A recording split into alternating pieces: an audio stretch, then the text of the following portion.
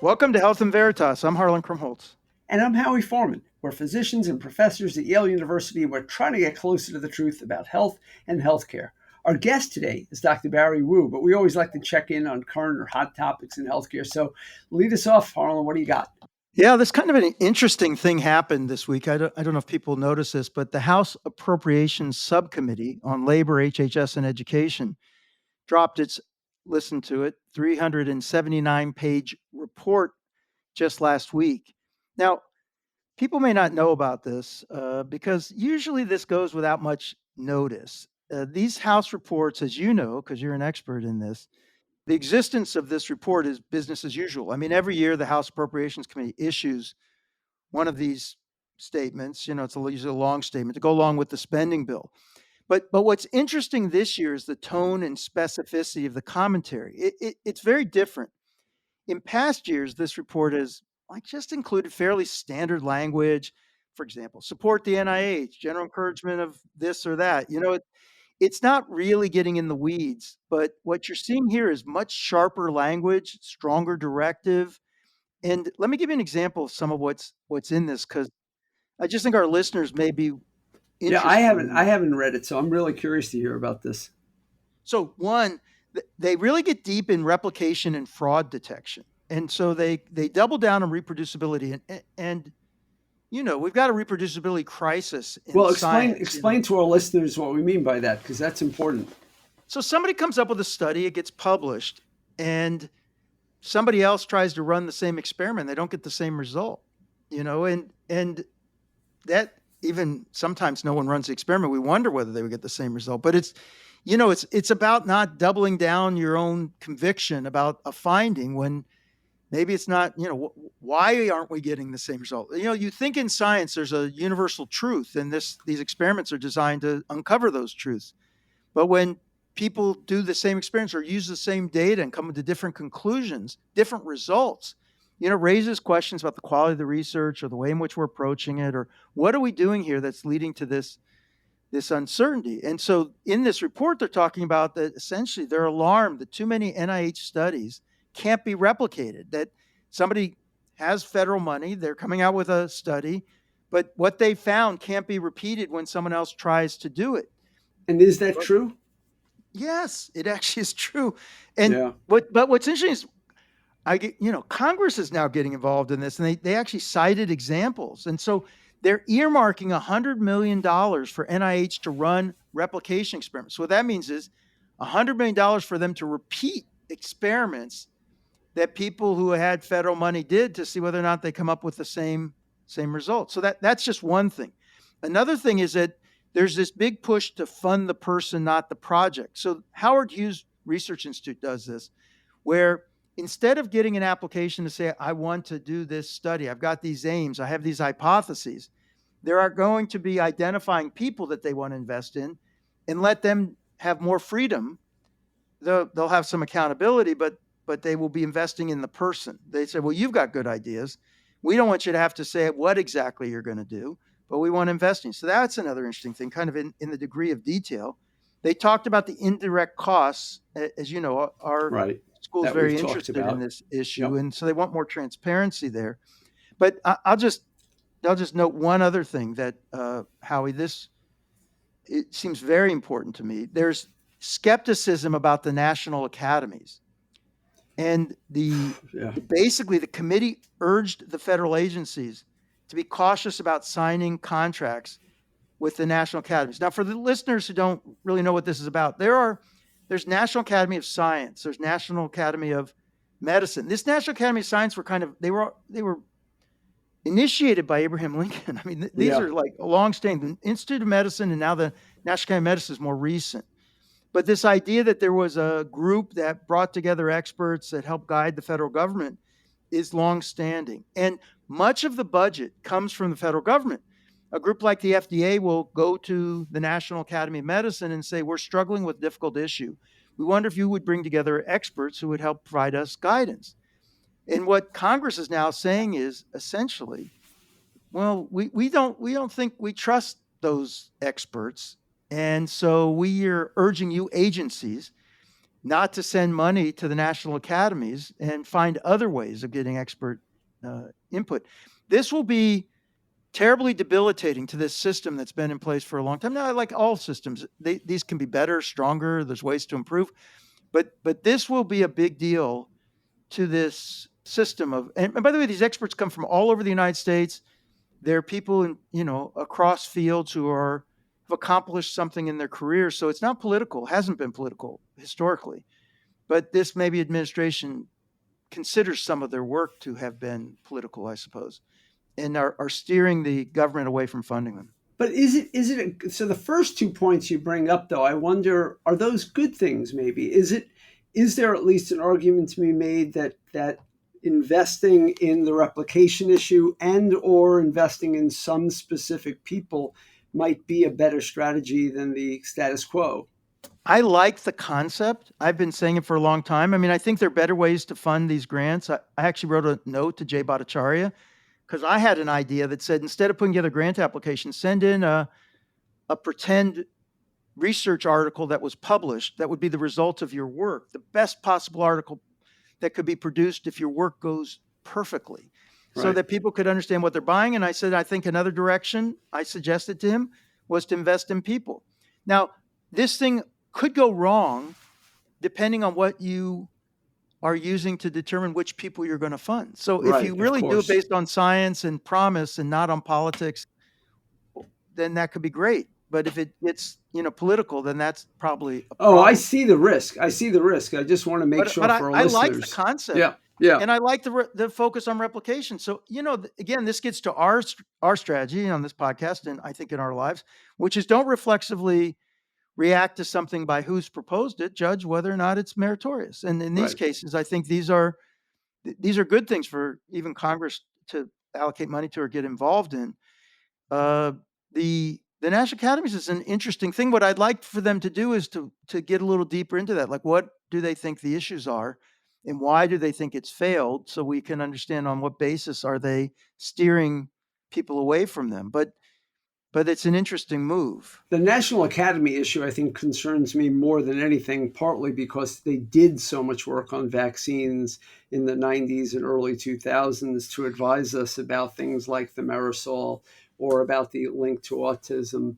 And when Harvey Feinberg was head of the Institute of Medicine at the time, I mean, he had made a lot of his career talking about swine flu and policies around vaccines and things like that. Yeah, that's what concerns me, is it seems more politically motivated. I do not know about any particular bias of the National Academies. Maybe there is some, but having seen many of their reports over the years, the vast majority seem nonpartisan to me. Yeah. So, this will be interesting, a conversation that'll occur as this gets debated and discussed. But this is a very different kind of document than before, much more prescriptive. No, I think it's really important that you bring it up. And it's really important that our listeners realize that we're in an unusual time right now. Yeah, let me just say, I'll just finish this up by saying why it matters. So now Congress is signaling that how science is done, the reproducibility, the transparency, the incentives, matters as much as what science is done. And for biomedical researchers, I think this means that there will be new funding for replication studies, a possible shift toward these people-based funding, and more scrutiny of the costs and governance than we've ever seen before. And I think some of this can be good. And let me say, all of it, I don't know. We need to see how this is going to play out. But there are hazards and opportunities in all of it. I agree. So, hey, let's get on to our guest, Barry Wu. Dr. Barry Wu is a professor of medicine at the Yale School of Medicine and co-directs the program's introduction and capstone courses, and also recruits and trains faculty for medical education. Dr. Wu serves as co-chair of the Health Committee for the Yale-China Association, and he was recently honored with a mastership from the American College of Physicians. As the co-director of the Yale Connecticut Older Adult Collaboration for Health, or COACH 4M project, Dr. Wu's current research centers around the 4Ms framework in geriatric education. In the past, his work has included studying medical error reporting and improving patient safety. He received his bachelor's degree in chemical engineering from Rensselaer Polytechnic Institute and his MD from the University of Rochester before completing both his internship and residency at Yale New Haven Hospital. So first, I want to welcome you as you are a multifaceted individual who comes to us as both a geriatrician who is clinically involved in caring for patients, but also training our medical students, our physician assistants, and others and residents in geriatric care. And I wanted to start off, though, because one of the reasons we invited you on the podcast, not just because of your expertise, but because of your active involvement in the first and last courses that our medical students take in professionalism. And what do you mean when you say professionalism? What does that mean? Because to some people, professionalism is about scolding bad behavior. For others, it's about developing a personal identity within your profession. What do you mean when you say professionalism? Yeah, in the old days, I would say dressing in white coats, having a tie on, washing hands. Now I think it's remembering why you wanted to become a physician, remembering the patient, putting the patient at the center. And you want to really think about taking care of the patient and their families. And professional is putting their interests above your own.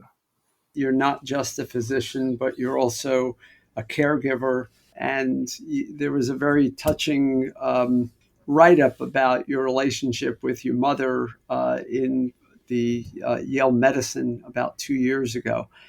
And Harlan and I both have experience with elderly parents who are thankfully functioning and continuing to enjoy much of life. And you too have a mother who I understand is 92 now.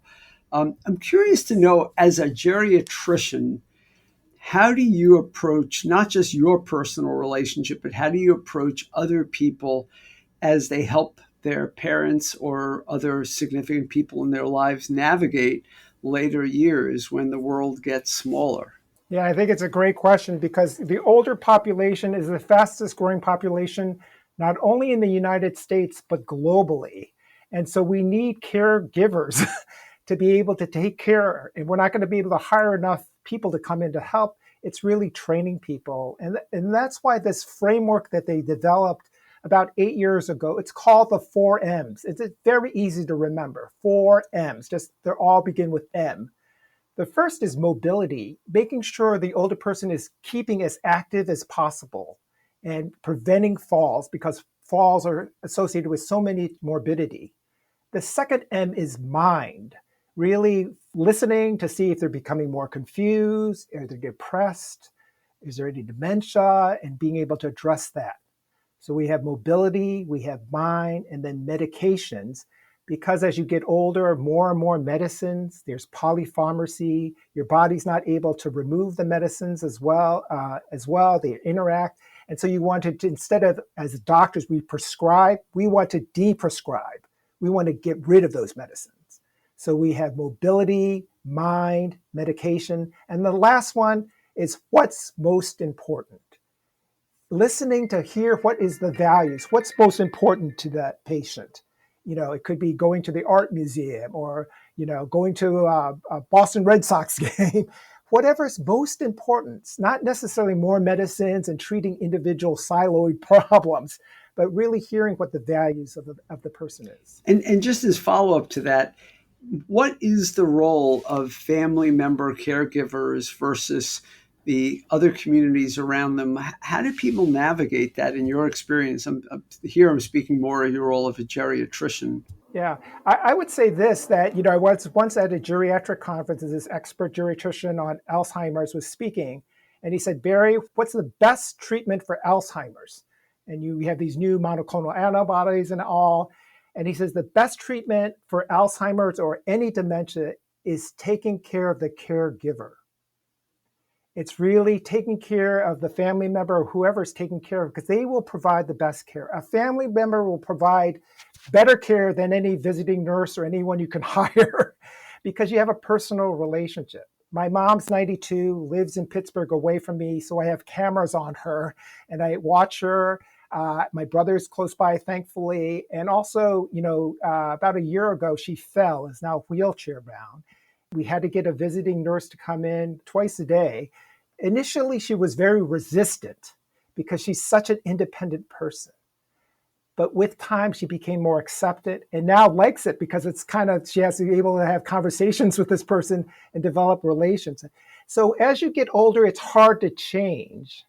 But I think having family members or friends in the area, in addition to community service, whether that's an Alzheimer's Association or area for agency, to take advantage of any help you can get. I want to kind of stick with this thing with your mom because I thought it was just so instructive, and it is an example how stories can be such great teaching. Because reading about you and your mom, that it taught me a lot to think about the things that you brought up. I mean, it started with your sort of commitment to your family, your dad telling you to take care of your mom, and it intersected with your life as a professional when you were trying to help her, and at least I want you to just talk a little bit about this, but you realized that you really didn't understand or couldn't represent well what her priorities were until you went through this same exercise of trying to talk to her and understand that mobility and independence and how she valued that above other things.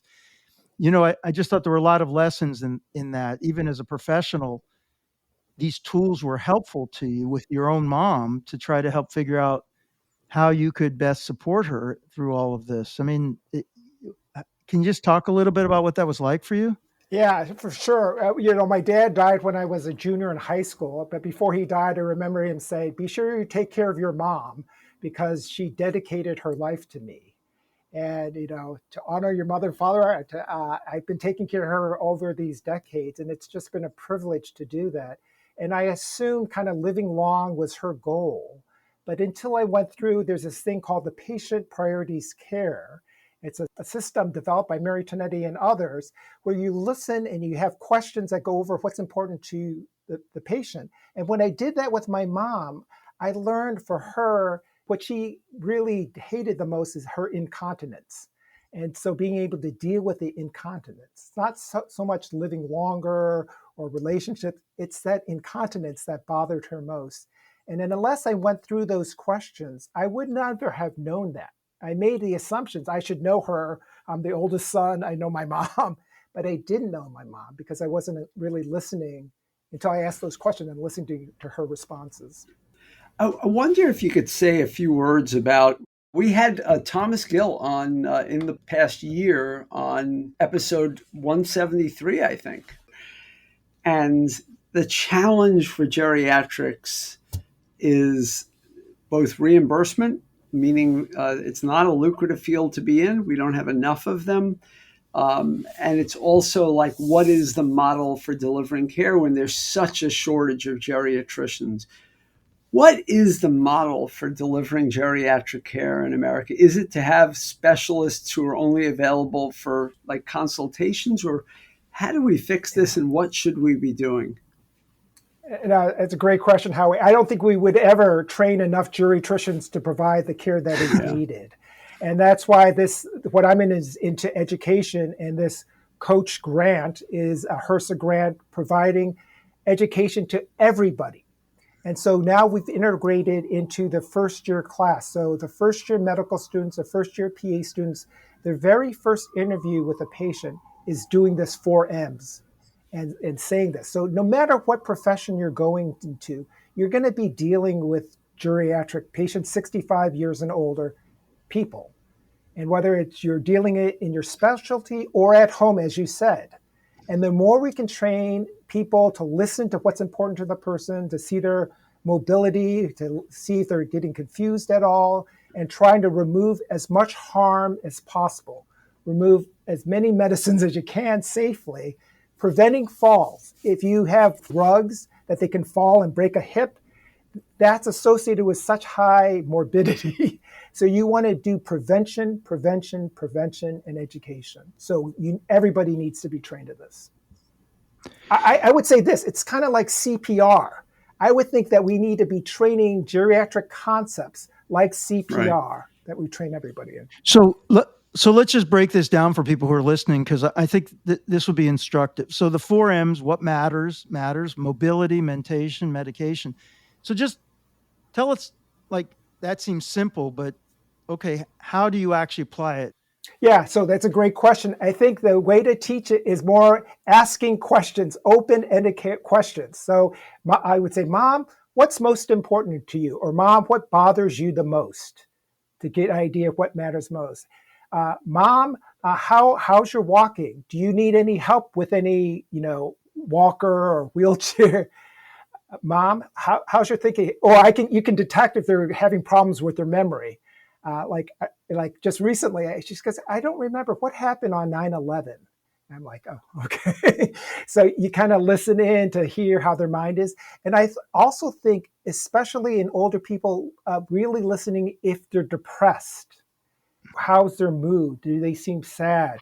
Because treating and dealing with depression in an older person is very important. And then Medication.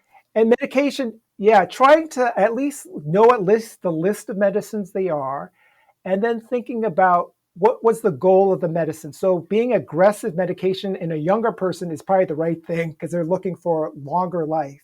While in an older person, they may be looking in for quality of life. So you kind of try to remove any side effects from the medicines or in the medicines that you. But are these 4 M's as you teach them? They're all just about asking questions, or for example, I mean, I get it on what matters most to you. That one seems obvious to me. But like mobility and mentation, you can actually test that directly. So Yes. in this case, when you're teaching it to the students, are you saying, let's test the mobility, let's test the mentation and their cognitive abilities, or are you saying this is really just about in your interview talking to people, but not No, yeah. tools? Yeah, great question. I think early on it's questions, but as they go on in their training, there are tests. So for dementia, we call it you draw a clock and you put the mini 10 mental, minutes, 11, yeah. and you say 3 words. The Yeah, mini mental. Yeah. So you can assess or depression. How's your mood over the past 2 weeks? Are you feeling depressed at all? Yep. So there are questions to assess these things. And walking, you can see how fast they walk. So then my only other question is, shouldn't we just automate this? So before everyone's visit, like also the people should be prompted. I know whether you are in favor of chatbots or whatever kind of thing, but I mean, it sometimes I think these things can be primed before the visit. You can then build on them in the visit. You've already collected some information. I'm just saying we should sort of require that every pre-visit. We're kind of like assessing these things in appropriate age populations, but that these are things that we should be able to track over time and are required. Yeah, I agree. I think that you could totally utilize artificial intelligence for a lot of these things. So I think they can be helpful. I think in Japan, they even have robots taking care of patients, like robots are taking care of patients. But I also think about the importance of the human relationship and having human contact and dealing with a human being. And I think that's particularly important with family members. You would want to have a family member there or something like that if possible. Well, it is really nice to see. I mean, your work goes the entire lifespan because you are about generativity and development of professionals, and you're also about helping care for the elderly and most vulnerable among us. And I sincerely appreciate all that you do for the medical students and for educating me and others. Yep. It's been great having you on, and it's great to learn more about teaching at Yale. And thank you both for all that you do. And thank you for this podcast, which is 4 years old. It's wonderful. What a decent individual. And it speaks volumes about his relationship with his mom and how he takes care of her, calls her every day at the same time. We didn't discuss that, but it's in the article. And honestly, it's an honor to know somebody like that. But hey, let's get on to your part of the podcast. I've been missing it since we didn't do it last week. We had Topol, filled the whole thing. And I'm really missing because it's been weeks and weeks. Howie Foreman, what's on your mind this week? All right. I have one slightly longer thing and then one very short thing I want to touch on, both of which I think are important. So the assassination of Charlie Kirk is the most recent example of violence committed against a public figure. And we're seeing an enormous range of response. There are people who attempt to justify it. There are others who are less than sympathetic. And there are extreme efforts to either martyrize or otherwise demonize We've watched this play out after the murder of Brian Thompson, the CEO of United Healthcare, about 10 months ago, after Governor Josh Shapiro's home was the subject of an arson while the family was inside on Passover, when a Minnesota House Speaker was murdered along with her spouse, when the president was shot during the campaign, and when insurrectionists stormed the Capitol on January 6th, and many other similar events. I'm sure I'm leaving out a lot. Violence, and particularly gun violence, are a public health issue, and we should be thinking of ways to reduce it with the evidence that we have, including reducing access to guns, particularly those who seem prone to using them against others. But I bring this topic up not because it's surprising that bad people will do bad things. That seems a given. I bring this up because I think there's a seismic change in society around tolerance for violence. And some of my concerns arise from surveys around college students that came out last week. Last week, a large national survey from FIRE, which is the Free Speech Organization for Education, did a survey on campus at a large number of campuses and noted that 34% of surveyed students nationally felt that there are times when violence is justified to halt speech. And that 34% figure is up from 20% just 3 years earlier. And by the way, at Yale, the figure is 27% currently, so lower than the national number, but still pretty high. Separately, on Tuesday last week, prior to the Kirk assassination, Martin Luther King III was on our campus for a sponsored event at the Yale Political Union, where he defended the proposition that, quote, violence is never the answer. And by the way, I agree with him. Violence is never the answer. After the debate, a vote was taken among the attendees, and the vote came out 55 to 28 against that proposition, with one voter abstaining. So very similar to the earlier numbers that I mentioned, where people seem to tolerate the idea that violence is helpful or could be useful, either rarely or sometimes. But Howie, couldn't it be in that context when you say violence is never the answer? Someone would say, well, if you lived in Nazi Germany, what's your choice, right? Like that, the violence sometimes, I'm just saying that they would pay so the people are really just indexing on an imaginary situation where we have a handmaiden's tale or something, where it's Yeah, like, I will say, as opposed to in our current society where we say we're not at a point where people should take up arms against each other, right? That's unacceptable. but I want to point out in the first case, we're talking about for speech issues only. In the second case, it's more general. And in the second case, I still believe violence is about a proactive attack with intent to harm. It is not about defense. No one's saying that you shouldn't be allowed to defend yourself. But there's a difference between saying that people have a right to have a gun in their house to defend themselves versus people have a right to have a gun so they can go out and hunt people they think have wronged them without going through our judiciary system. So, 100%, 100%. But right. But that's not how the question was phrased. I'm trying to give our college students some credit that there might be some people who are sort of misunderstanding the question, because those numbers are extraordinary. I know, but here's the question.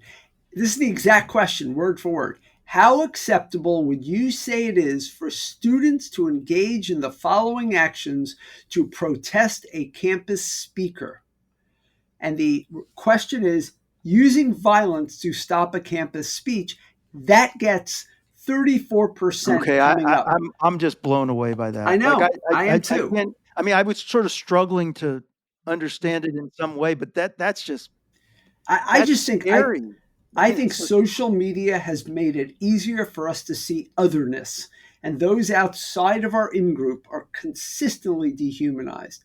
I don't have easy answers to this, but I think the first step is we have to acknowledge that we do have in-groups, and we need to do more to reach out to people outside of those in-groups.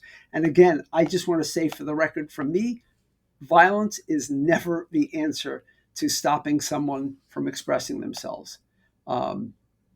Yeah, I do want to give a real quick update on one policy issue, if you'll allow me. Yeah, please. And that is The ACA premium subsidy tax credits are set to expire on December 31st, and Congress is in the midst of negotiating over this. Democrats are making this a line in the sand in order to gain their votes.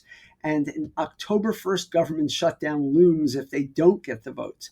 I can't speak to whether this political tactic will work, but it's an important policy that affects millions of Americans, and disproportionately, I might add, those living in non-Medicaid expansion states. In fact, the greatest impact will be Florida, Texas, and Georgia. And we've talked about this before, but just briefly, these subsidies are provided to individuals who buy insurance on the Obamacare or ACA exchanges.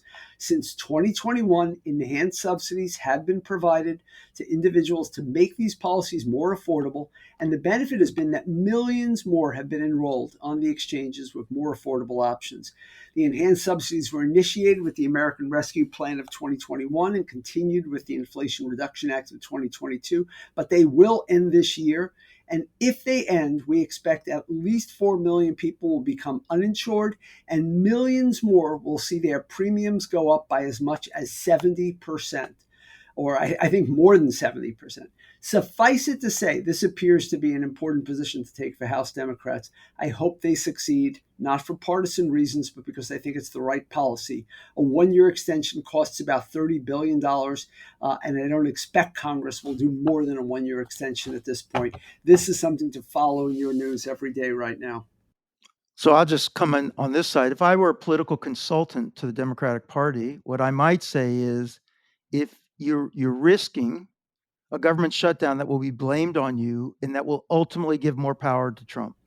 Yes. If you say we really have no choice, the Republicans are the majority, they own all three branches of government, and I say that guardedly about the Supreme Court, but Supreme Court in general has been, they don't have the Supreme Court, but it's going in that direction. And people need to see the consequences of the big, beautiful bill.